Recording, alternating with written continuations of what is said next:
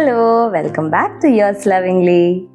സൂര്യനും കാറ്റും തമ്മിൽ പന്തയം വെച്ച കഥ അറിയോ നിങ്ങൾക്ക്? ഞാൻ കഥ പറയട്ടെ. ഒരിക്കൽ സൂര്യനും കാറ്റും തമ്മിൽ ഒരു തർക്കം ഉണ്ടായി. ഇവരിൽ ആരാണ് കൂടുതൽ സ്ട്രോങ് എന്നായിരുന്നു തർക്ക വിഷയം. കാറ്റ് പറഞ്ഞു ഞാനാണ് നിന്നെക്കാൾ കൂടുതൽ സ്ട്രോങ് എന്ന്. സൂര്യൻ പറഞ്ഞില്ല ഞാനാണ് സ്ട്രോങ് എന്ന്. അപ്പൊ ഇതിലൊരു തീരുമാനത്തിലെത്തണമല്ലോ. അപ്പൊ അവർ വിചാരിച്ചു ഇത് ഡിസൈഡ് ചെയ്യാം, പക്ഷെ എങ്ങനെ തീരുമാനിക്കുന്ന അവർക്കൊരു ഐഡിയ ഉണ്ടായിരുന്നില്ല. അപ്പോഴാണ് ഭൂമിയിലൂടെ ഒരു യാത്രികൻ നടന്നു പോകുന്നത് ഇവർ കണ്ടത്.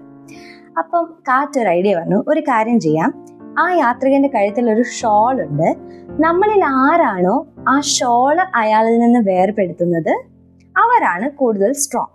ഓക്കെ, അപ്പൊ അങ്ങനെ അവർ ഡിസൈഡ് ചെയ്ത് മത്സരം ആരംഭിച്ചു. ആദ്യം കാറ്റിന്റെ ഊഴമായിരുന്നു. കാറ്റ് ആഞ്ഞു വീശി. അപ്പം കാറ്റ് എത്ര ആഞ്ഞു വീശുന്നോ അതിനനുസരിച്ച് ആ യാത്രികൻ ഷോള് തന്നോട് ചേർത്ത് പിടിച്ചുകൊണ്ടേയിരുന്നു. കാറ്റ് എത്ര ശ്രമിച്ചിട്ടും ആ ഷോള് വേർപെടുത്താനായിട്ട് പറ്റിയില്ല. സൂര്യന്റെ ഊഴമായി. സൂര്യൻ അധികം ശക്തിയൊന്നും എടുത്തില്ല. സൂര്യൻ സാധാരണ പോലെ പുഞ്ചിരിച്ചുകൊണ്ട് നല്ലോണം ജ്വലിച്ചുകൊണ്ടേയിരുന്നു. യാത്രികൻ മുന്നോട്ട് നടക്കുകയാണ്. സൂര്യന്റെ ചൂട് കൂടി വന്നപ്പോൾ ഷോള് മെല്ലെ കുറച്ച് മാറ്റാതെ യാത്രികന് തരമുണ്ടായില്ല. ആദ്യം കുറച്ച് മാറ്റി, പിന്നെയും കുറച്ചുകൂടെ മുന്നിലേക്ക് നടന്നപ്പോൾ ചൂട് കൂടിയിട്ട് യാത്രികൻ ആ ഷോള് കംപ്ലീറ്റ്ലി മാറ്റി. അപ്പോൾ മത്സരത്തിൽ സൂര്യൻ ജയിച്ചു. എന്നിട്ട് സൂര്യൻ കാറ്റിനോട് പറയാണ്, എപ്പോഴും നമ്മുടെ ശക്തി തെളിയിക്കാൻ നമ്മൾ ഫോഴ്സ്ഫുൾ ആവണം എന്ന് നിർബന്ധമില്ല. നമ്മുടെ ഉള്ളിലെ സ്ട്രെങ്ത് നമുക്കൊരു പുഞ്ചിരിയോടുകൂടി വേണമെങ്കിലും നമുക്ക് പോർട്രേ ചെയ്യാം, നമുക്ക് കാണിക്കാൻ പറ്റും. അപ്പം നമ്മുടെ സ്ട്രെങ്ത് കാണിക്കാൻ വേണ്ടിയിട്ട് നമ്മൾ ഒരുപാട് എന്താ പറയുക, ബലിഷ്ഠമായ ചേഷ്ടകൾ ചെയ്യണമെന്ന് നിർബന്ധമില്ല.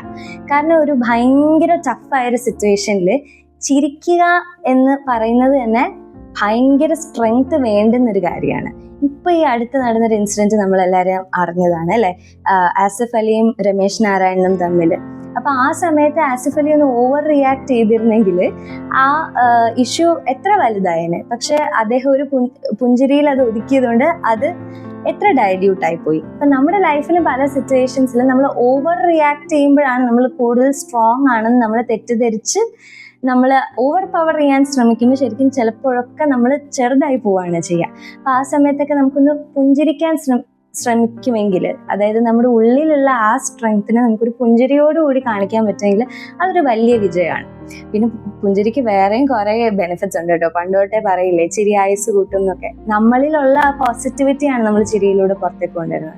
അത് നമ്മൾ ചിരിക്കുമ്പോൾ മറ്റൊരാളിലേക്ക് ആ പോസിറ്റിവിറ്റി പകരുകയും കൂടെ ചെയ്യാണ്. സ്മൈൽ ഭയങ്കര കണ്ടീജിയസ് ആണ് അല്ലേ.